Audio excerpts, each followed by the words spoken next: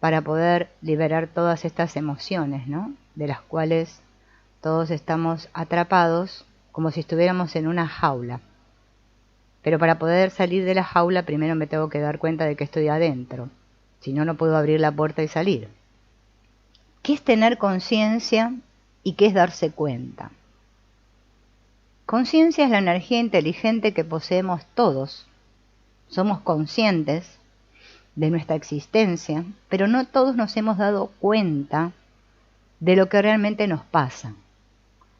Darnos cuenta implica un estado activo de responsabilidad y compromiso, y tener la habilidad de observar aquello de lo que somos conscientes, es decir, de cómo yo percibo la realidad. La realidad depende de quién la percibe y puede ser experimentada a muy distintos niveles y dimensiones, según las creencias y la conciencia de cada persona.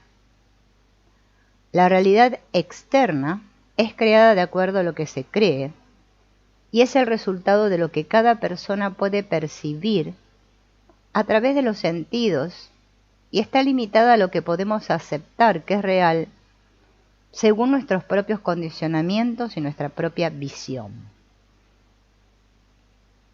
Realidad es la manifestación del contenido mental de quien la experimenta. Bajo estos términos podemos concluir que la realidad es algo subjetivo, relativo, ilimitado, y depende de cada persona. En cambio, la verdad es absoluta, es lo que es, y va más allá de esta realidad que percibo. La realidad se percibe, la verdad se sabe, se conoce. La verdad es. ¿Qué es una creencia?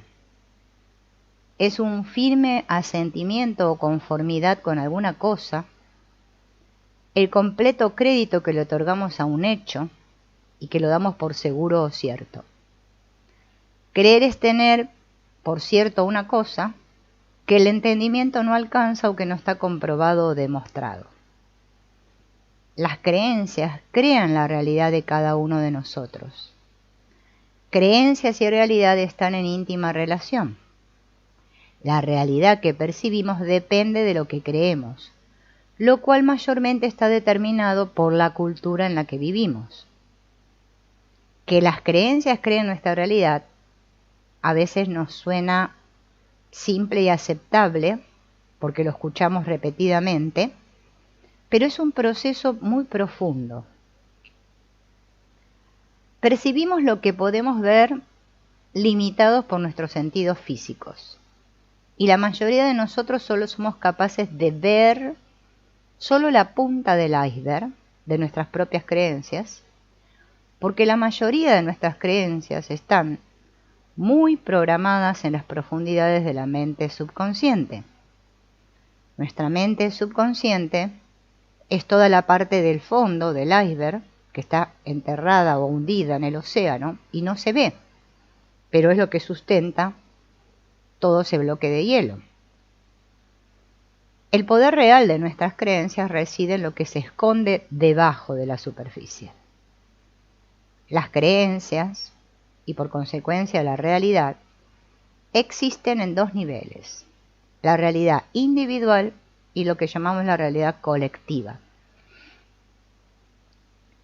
La individual es aquella justamente exclusiva de la persona que la percibe y está formada de acuerdo a sus creencias, a su historia particular, a su autoimagen. Y la realidad colectiva es la que se comparte con dos o más personas y es más poderosa en tanto que se torna incuestionable por la presión de la sociedad y la cultura. El mundo es un reflejo de las creencias de cada individuo combinadas con las creencias colectivas de la humanidad. Las creencias colectivas son necesarias para el funcionamiento de la sociedad porque son como acuerdos o códigos sobre lo que estamos todos en acuerdo de lo que es aceptable y lo que no es aceptable. Cuando suficientes personas concuerdan en una realidad específica, esta realidad se convierte en un hecho. Esto se hace obviamente necesario para establecer las reglas de convivencia. Por ejemplo, la comunicación, ¿no? El lenguaje que usamos entre todos para poder entendernos, ¿no?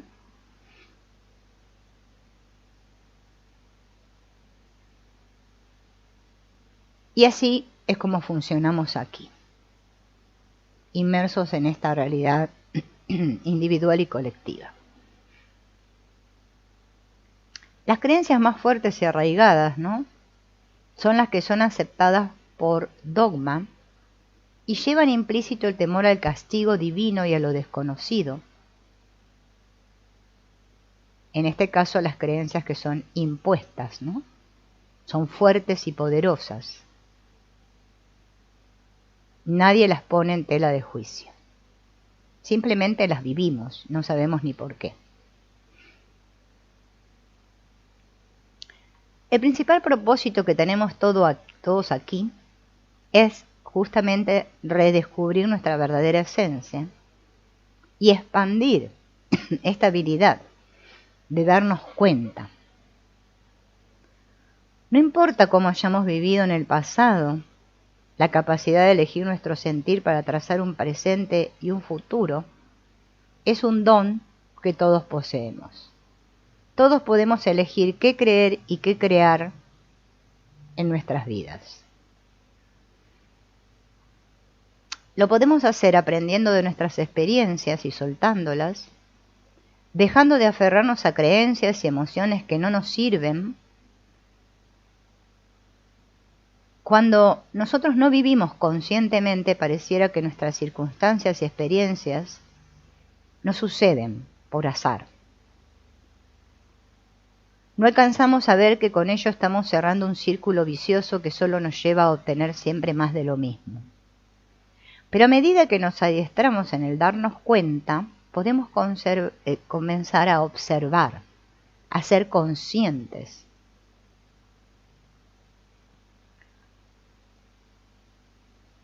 Cuando vemos repetirse una y otra vez un evento en nuestra vida, es un indicio claro de que existe una creencia inconsciente que lo sustenta y lo activa.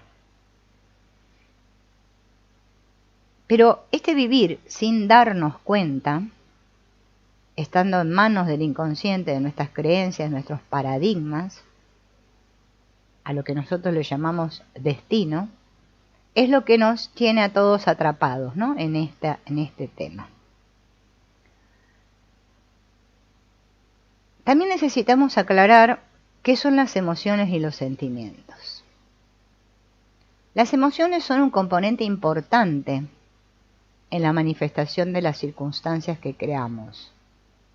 Cuando existe una carga emocional fuerte, un sentimiento profundo, asociado a un evento en particular, este queda grabado a nivel inconsciente, asociado al evento, y se convierte en una creencia. ¿Podemos modificar nuestras creencias? ¿Y cómo? Primero tengo que desear hacerlo. Después tengo que darme cuenta, o sea, ser consciente del problema, observarlo e identificar los sentimientos involucrados en esto. Y finalmente, transformar esos sentimientos y emociones. Ser consciente requiere aprender a reconocer las sensaciones que nos ofrece nuestro cuerpo como aviso de lo que nos sucede. Tensión, angustia, fatiga, rechazo, apatía son signos de que algo está en desequilibrio en nuestro ser. Son alarmas de que algo no anda bien.